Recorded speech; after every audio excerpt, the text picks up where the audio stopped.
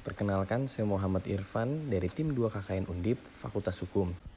Pada tahun 2020 ini, seluruh dunia dilanda oleh suatu musibah yaitu pandemi COVID-19, di mana pandemi ini menyebabkan kelumpuhan ekonomi yang sangat parah, sehingga membuat masyarakat harus bertahan hidup dengan mencari segala kegiatan guna memenuhi kebutuhan ekonomi mereka sendiri, yaitu dengan salah satunya memiliki suatu usaha di bidang makanan dan lain sebagainya.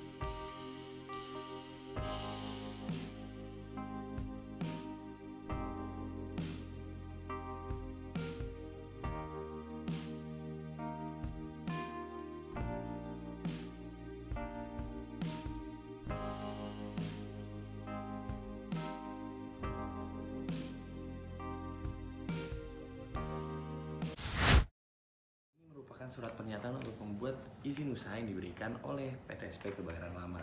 Di sini tertera saya yang bertantangan di bawah ini adalah nama, nik, alamat, dan juga lokasi usaha.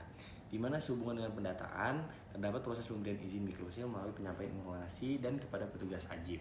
Yang pertama, bahwa saya memberikan data dalam keadaan sehat jasmani, bahwa saya adalah orang yang berhak dan berwenang dalam memberikan data, bahwa data telah disampaikan pada petugas, bahwa jika saya belum mempunyai dan memiliki NPWP, harus memiliki NPWP terlebih dahulu. Bahwa saya berhak menggunakan lokasi sarana, bahwa usaha saya adalah usaha yang berskala mikro sehingga izin usaha UMKM dapat didaftarkan, lalu bahwa saya telah menerima penjelasan mengenai izin usaha mikro dan kecil sehingga tidak memberi apapun kepada petugas. Jadi kita harus transparan dalam memberikan izin usaha ini, tidak ada memberikan tip atau lain sebagainya. Bahwa data yang saya sampaikan dalam pengurusan izin usaha mikro kecil adalah benar dan sah, dan di sini tertera untuk bertanda tangan dan juga tanggal di mana kita melakukan perjanjian ini. Di bagian belakang sini terdapat nama usaha, di mana nama usaha ini sangat dipentingkan dalam izin usaha UMKM karena izin usaha UMKM itu sangat banyak, sehingga kalian harus mendaftarkan nama usaha kalian dan memudahkan para ajib dan juga pemerintah untuk mendeteksi nama usaha kalian, lalu jenis usaha kalian, contoh seperti pedagang kaki lima atau toko kelontong dan lain sebagainya, sehingga di sini tertera dengan jelas nomor telepon, handphone, dan juga luas lokasi usaha.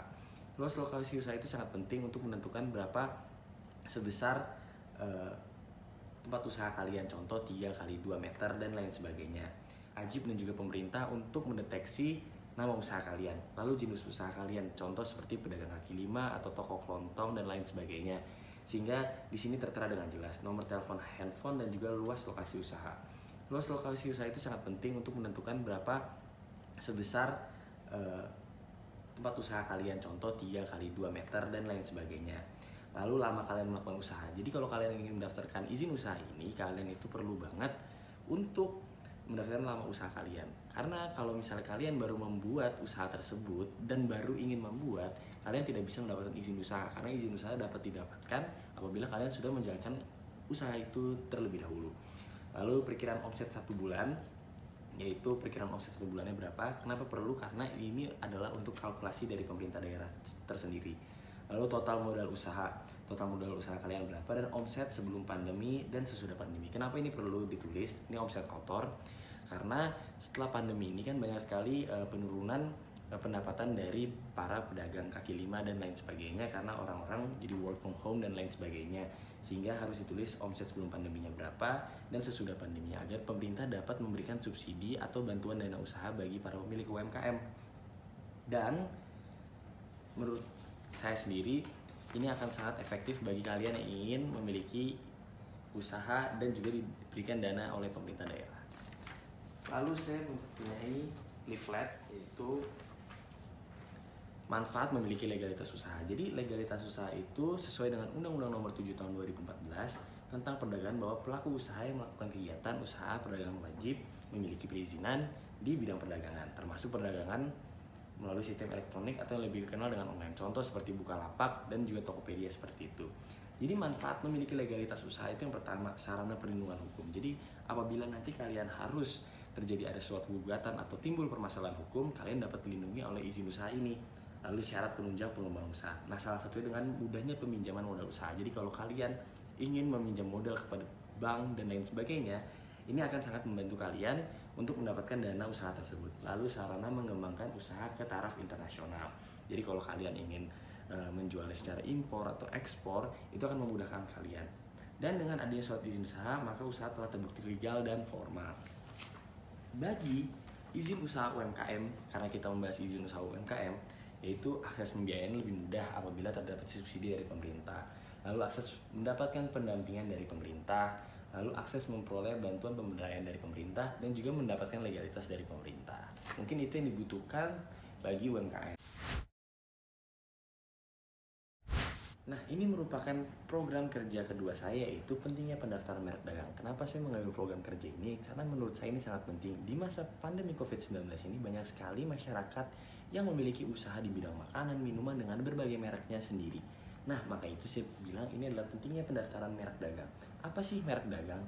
Jadi, pada Undang-Undang Nomor 20 Tahun 2016 tentang merek dan indikasi geografis, menurut pasal 1 angka 1, ini merupakan indikasi geografis adalah tanda yang dapat ditampilkan secara grafis berupa gambar, logo, nama, kata, huruf, angka, susunan warna dalam bentuk 2 dimensi dan atau 3 dimensi dan lain sebagainya. Kenapa merek harus didaftarkan menurut saya? Karena walaupun terlihat sepele, salah satu aset hak intelektual perusahaan yang harus dilindungi oleh perusahaan dengan cara didaftarkan. Merek yang telah didaftarkan dapat digunakan sebagai alat bukti di pengadilan bagi pemilik yang berhak atas merek yang didaftarkan. Jadi, kalau kalian mendaftarkan hak merek kalian, kalian dapat melindungi dari hal-hal seperti plagiarisme, brand, dan lain sebagainya. Karena itu sangat membuat merek kalian akan menjadi tercemar dan lain sebagainya. Terus juga pemilik merek terdaftar berhak untuk mengajukan gugatan pembatalan merek ke pengadilan yang melaporkan tindakan pembajakan merek sebagai tindak pidana dan melakukan penyelesaian sengketa melalui arbitrase atau alternatif penyelesaian sengketa dan lainnya. Nah, saya juga membuat bagaimana sih cara mendaftarkan hak merek kalian ke Jenderal Haki atau Jenderal Hukum dan HAM. Nah, seperti ini contohnya. Saya membuat suatu leaflet. Berkas yang diperlukan adalah contoh fisik ciptaan. Contoh kalian membuat seperti wastafel menggunakan injakan kaki seperti pada zaman pandemi COVID-19 ini. Terus juga fotokopi KTP NPWP dari pencipta, lalu salinan resmi pendirian badan hukum yang dilegalisir dari notaris. Jadi kalian harus legalisir dulu ke notaris. Lalu gambar produk dari produk kalian tersebut sebanyak 12 lembar. Lalu deskripsi terkait produk yang akan didaftarkan. Lalu prosedur pendaftaran hak cipta itu sangat mudah, yaitu pertama isi formulir pendaftaran, isi formulir surat pernyataan kepemilikan produk, lalu pemeriksaan administrasi dan deskripsi terkait produk yang akan didaftarkan.